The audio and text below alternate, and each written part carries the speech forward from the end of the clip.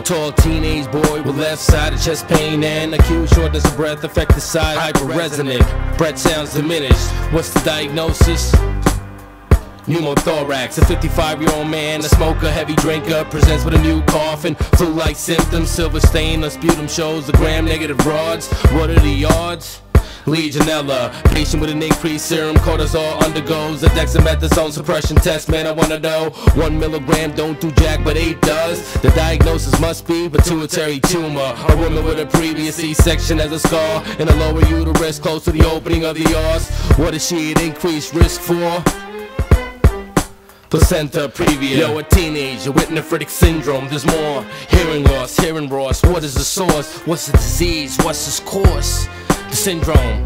It's a syndrome of outports. 25-year-old girl with sudden vision loss and one eye involved. A slightly slurred speech I saw with a history of weakness and paresthesia now resolved. What is the diagnosis? Multiple sclerosis. A man 43 with dizziness and tinnitus, enlarged and internal acoustic meatus. What's the diagnosis? Come on, man, you know this. Hocus pocus with the answer. Schwannoma. Child's been anemic since birth. Splenectomy results in increased hematocrit first. What's the diagnosis? Come on, man, you know this. Negatives, Coombs test, spherocytosis. Yo, can you do the math? Cause I'm ripping it quick. I see hair on the lips of an obese chick. It get increased with high testosterone. Polycystic ovarian syndrome. Extended expiratory phase. What's the disease?